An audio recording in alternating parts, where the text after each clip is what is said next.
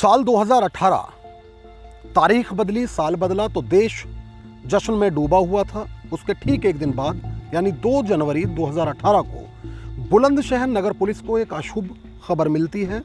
जानकारी मिलती है कि एक बच्ची जिसकी उम्र करीब 13-14 वर्ष रही होगी, नाबालिग बच्ची ट्यूशन से वापस घर लौट रही थी और अपने घर से जब महज 20 कदम दूर वो बच्ची रह जाती है तो उस दौरान संदिग्ध परिस्थितियों में बच्ची गायब हो जाती है।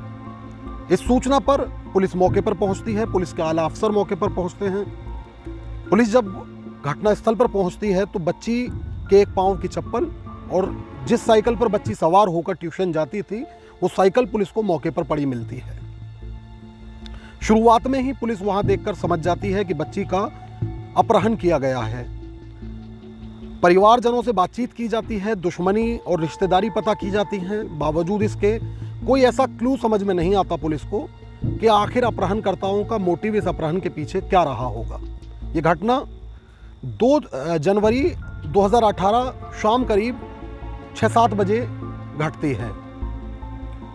3 जनवरी यानी घटना के अगले दिन दादरी पुलिस को दादरी में एक रजवाहे के अंदर एक बच्ची का शव मिलता है। चूंकि बुलंदशहर में जिस तरह से बच्ची का अपहरण हुआ और मीडिया में वो खबरें आने लगीं तो आसपास के जनपदों की पुलिस पहले से ये जान रही थी। साथ ही जिस वक्त ये घटना हुई उसके बाद पुलिस नाकाबंदी करके भी आरोपियों की घेराबंदी करने का प्रयास कर रही थी, लेकिन पुलिस को सफलता उस रात नहीं मिली थी।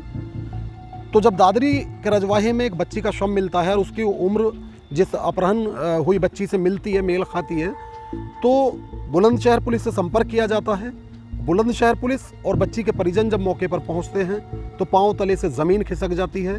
चूँकि वो बच्ची वही थी जिसका बुलंदशहर नगर कोतवाली क्षेत्र के एक मोहल्ले से घर से महज 20 कदम दूरी से अपहरण कर लिया गया था। नमस्कार, आदाब, मैं हूँ साजिद सैफी और आज जो सच्ची घटना मैं आपको सुनाने जा रहा हूँ ये यूपी के जनपद बुलंदशहर से है। आप में से बहुत सारे लोग हो सकता है इस खबर के बारे में जानते हों, चूँकि जिस वक्त ये घटना हुई थी तो इस घटना की गूंज ना सिर्फ यूपी विधानसभा, ना सिर्फ उत्तर प्रदेश बल्कि देश में सुनाई दी थी। कानून व्यवस्था को लेकर, पुलिस की सुरक्षा व्यवस्था को लेकर भी कई सवाल खड़े हुए थे, जबकि उस बच्ची के अंतिम संस्कार से पहले परिजन इस मांग पर अड़ गए थे कि मुख्यमंत्री, जो उत्तर प्रदेश के मुख्यमंत्री हैं आदित्यनाथ योगी, वो मौके पर आएंगे तब बच्ची का अंतिम संस्कार कराया जाएगा। पुलिस के कई बड़े अफसर और सरकार के कई बड़े नेता मौके पर मौजूद रहे थे, तब उस बच्ची का अंतिम संस्कार कराया गया था। और उसके बाद कहीं ना कहीं सबसे बड़ी जो चुनौती थी पुलिस को, वो आरोपियों को पकड़कर इस पूरी घटना का खुलासा करना। हुआ कुछ यूं कि 2 जनवरी की रात बच्ची का अपहरण हुआ, 3 जनवरी को दादरी में बच्ची का शव मिला, लेकिन पुलिस यह नहीं समझ पा रही थी कि आखिर जो अपहरण करता है उन्होंने बच्ची का अपहरण क्यों किया, और अगर अपहरण कर लिया गया था तो बिना पैसे की मांग किए उसकी हत्या क्यों कर दी गई। इसमें पुलिस के जो अधिकारी हैं उनके द्वारा एक अच्छी पहल की गई, कई टीमों का गठन किया गया। एक टीम बनाई गई चूँकि अनिल राजपूत अपनी तेज तर्रार छवि को लेकर जाने जाते थे और उस वक्त वो औरंगाबाद एसओ थे। अनिल राजपूत पहले भी इस तरह के कई ब्लाइंड केस खोल चुके थे। उनको एसएसपी मुनिराज जी ने इस घटना का खुलासा करने के लिए लगाया। सबसे पहले घटनास्थल के आसपास लगे सीसीटीवी फुटेज पुलिस के द्वारा खंगाले गए। इस दौरान जब अनिल राजपूत जो घटनास्थल है उसके पास के सीसीटीवी खंगाल रहे थे तो वहाँ से उन्हें एक ऑल्टो कार गुजरती दिखाई दी जो उस बच्ची के पीछे चल रही थी। आगे के सीसीटीवी में वो ऑल्टो कार दिखाई नहीं देती है। तो उन्होंने जो अपनी जांच शुरू की इस घटना की, सबसे पहले उनके दिमाग में आ गया था कि ये जो ऑल्टो कार है जो आगे जाके दूसरे सीसीटीवी में नहीं दिखाई दे रही है, ये घटना में शामिल हो सकती है, इसका घटना में इस्तेमाल किया गया हो सकता है। अब चूंकि जो बच्ची थी उसका शव ग्रेटर नोएडा के दादरी में मिला था, तो पुलिस यह समझ गई थी कि जो NH-91 है इस रास्ते का इस्तेमाल आरोपियों द्वारा किया गया होगा। पुलिस को अब यह पता लगाना था कि क्या जो टोल टैक्स है वहाँ सीसीटीवी लगे हैं, वहाँ से ऑल्टो कार गुजरी है, और अगर हाँ तो ऑल्टो कार का क्या नंबर है। तो सीसीटीवी की जांच के लिए देहात कोतवाली में तत्कालीन एक दरोगा मनोज चौहान, जिनका नाम बताया गया, उनको टोल प्लाजा भेजा गया, जो ग्रेटर नोएडा और सिकंदराबाद की सीमा में टोल प्लाजा है। वहाँ सीसीटीवी फुटेज देखकर यह पता लगाने का प्रयास किया गया कि क्या कोई ऑल्टो कार यहाँ से गुजरी है, क्योंकि ऑल्टो कार ही पुलिस के लिए महज फ़कत एक क्लू था। तो ऑल्टो कार उनके द्वारा देखी गई, लेकिन चूंकि 2 जनवरी की ये घटना थी और रात का वक्त, तो पहले से कोहरा जनवरी के महीने में बहुत ज़्यादा होता है और ऐसे में रात का वक्त था। वो वहाँ से वापस लौट आते हैं। उनके द्वारा अधिकारियों को बताया जाता है कि कोई ऐसा वाहन उन्हें नहीं दिखाई दिया। तो जो इस पूरी घटना में लगाए गए थे औरंगाबाद के तत्कालीन एसओ अनिल राजपूत, वो स्वयं टोल प्लाजा जाते हैं। उनके द्वारा ये अंदाज़ा लगाया जाता है कि जो घटना का वक्त है उससे अगर कोई शख्स दादरी की ओर जाने लगे तो वक्त क्या रहा होगा। उसके बीच के समय की फुटेज उनके द्वारा लगातार देखी जाती रही। ऑल्टो कार उन्हें दिखाई दे जाती है वहाँ से गुजरती हुई। ऑल्टो कार के सिर्फ 4 अंक जो है वो उन्हें नंबर प्लेट पर नंबर दिखाई देता है। अब सिर्फ 4 अंक उन्हें दिखाई दिए। उस वक्त भी वो नहीं समझ पा रहे थे कि इसका पूरा नंबर क्या है, लेकिन इस दौरान उन्होंने उन 4 जो डिजिट थी उन्हें रखते हुए टोल प्लाजा में यह पता किया क्या ये दिन के वक्त में ये गाड़ी गुजरी थी। चूँकि पुलिस नहीं समझ पा रही थी कि ये अपहरणकर्ता कौन है, कहाँ के रहने वाले हैं। अगर बुलंदशहर तक पहुँचे हैं और दादरी में शव मिला है तो क्या ये दादरी, गाज़ियाबाद, नोएडा आसपास के कहीं के रहने वाले तो नहीं हैं। अब दिन प्रतिदिन पीछे जाकर सीसीटीवी फुटेज खंगाली जानी शुरू हो गई। टोल प्लाजा से वह गाड़ी घटना से करीब 15 दिन पहले एक दिन गुजरती हुई दिखाई देती है। गाड़ी का पूरा नंबर ऑल्टो कार का दिखाई देता है और साथ में गाड़ी के पीछे वाला जो शीशा होता है उस पर अब्बासी बॉय लिखा होता है। गाड़ी के नंबर को ट्रेस किया जाता है तो गाड़ी एक फरीदाबाद निवासी युवक के नाम पर पाई जाती है। अनिल राजपूत और उनकी टीम बिना देरी किए फरीदाबाद पहुंच जाते हैं।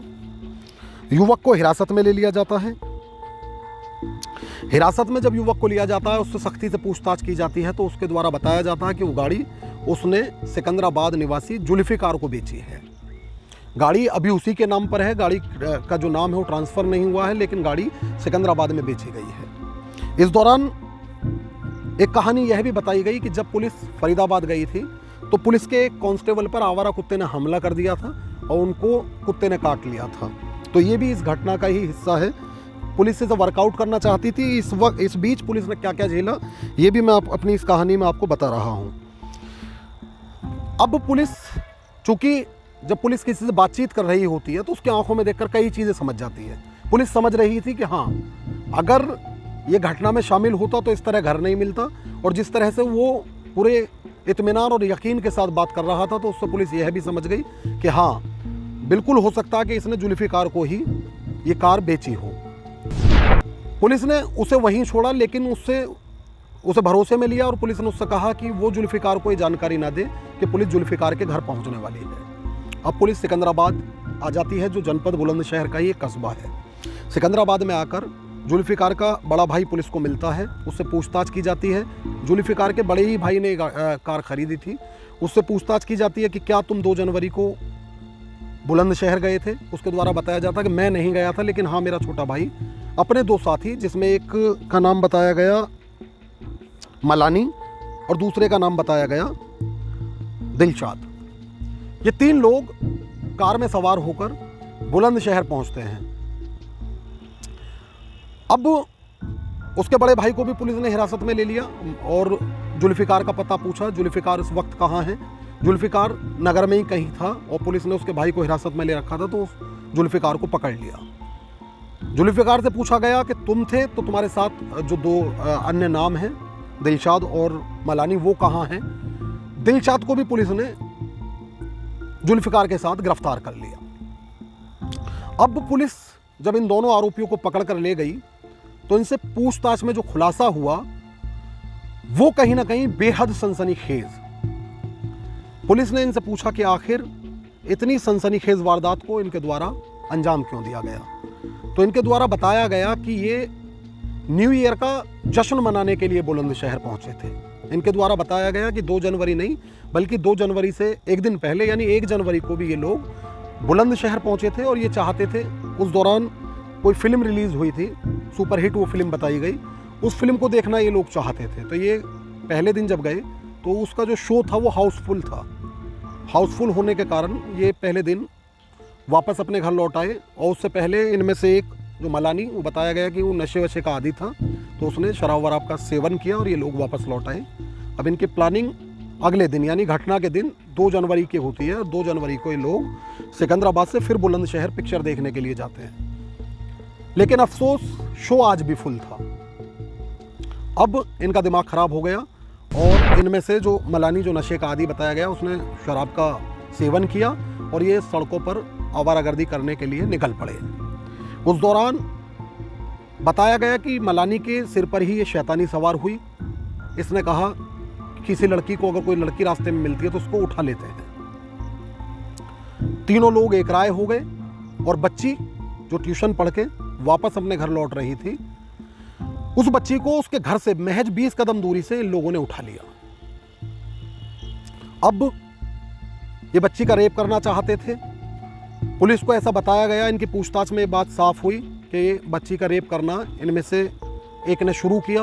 बच्ची एक अदद सांस के लिए इनसे गुहार लगाती रही। बच्ची डर रही थी कि ये उसका कत्ल ना कर दें।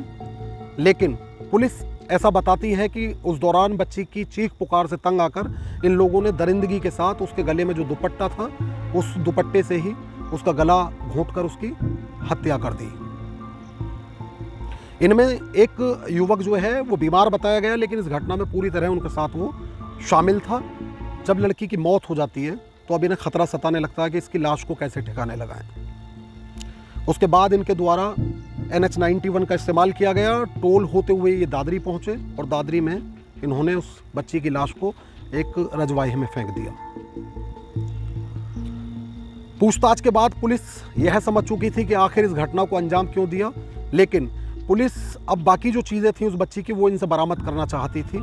तो पुलिस ने इनसे जब सख्ती से पूछताछ की, खासकर जो अनिल राजपूत हैं जो इन सारे सवालों के जवाब ढूंढ रहे थे, और SSP, यहाँ मैं यह भी बता दूं कि जो तत्कालीन SSP मुनिराज जी बुलंदशहर में थे, उनके द्वारा इस पूरे वर्कआउट करने के दौरान इस टीम को लीड किया जा रहा था। तो इनकी निशानदेही पर बच्ची की दूसरी चप्पल, जो कार में जिस वक्त ये खींच रहे थे, एक चप्पल घटनास्थल पर छूट गई थी, एक चप्पल कार के अंदर रह गई थी, वो चप्पल बरामद की। बच्ची की कई चीज़ें और स्कूल बैग समेत इन लोगों से पुलिस ने बरामद की और इस पूरी घटना का पुलिस ने खुलासा कर दिया।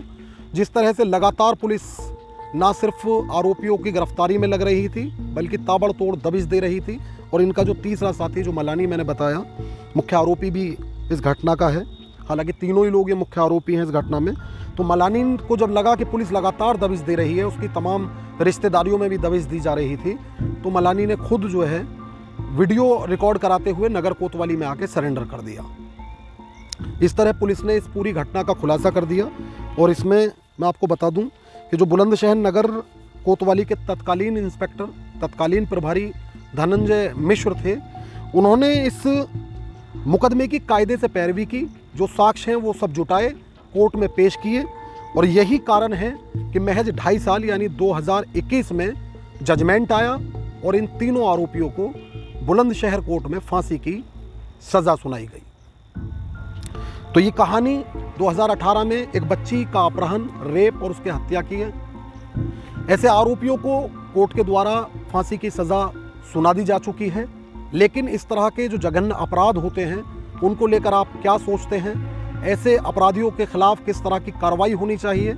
और पुलिस ने जिस समझदारी से इस केस को वर्कआउट किया, इस ब्लाइंड केस को खोला और पुलिस ने सारी चीज़ें भी बरामद की, तो पुलिस की इस कार्रवाई को लेकर आप क्या सोचते हैं? यह आप कमेंट बॉक्स में कमेंट करके ज़रूर बताइएगा। और अगर आपके पास भी ऐसी कोई सच्ची घटना है तो आप हमें कमेंट बॉक्स में लिख सकते हैं, हम अगली कहानी उस पर सुना देंगे। मेरा ये वीडियो अगर YouTube पर देख रहे हो तो हमारे चैनल को सब्सक्राइब कर लो, फेसबुक पर देख रहे हो तो पेज को लाइक करके वीडियो को शेयर कर दो। नमस्कार, आदाब, जय हिंद। ताकतवर सरकार और गोदी मीडिया के दौर में खबरें पीछे छूट जाती हैं। न्यूज स्टूडियो से हर शाम उठने वाले झूठ के शोर में सच की आवाज दब जाती है। जी हुजूरी करने वाले एंकर दलित, पिछड़े और मजलूमों की बात नहीं करते। जब हो झूठ का बोलबाला और सच जानना चाहते हो आप, तुरंत सब्सक्राइब करिए बेबाक रिपोर्टर और लिंक को शेयर करके तुरंत बेल आइकन दबाएं ताकि हम पहुंचा सके सच आप तक हर कीमत पर।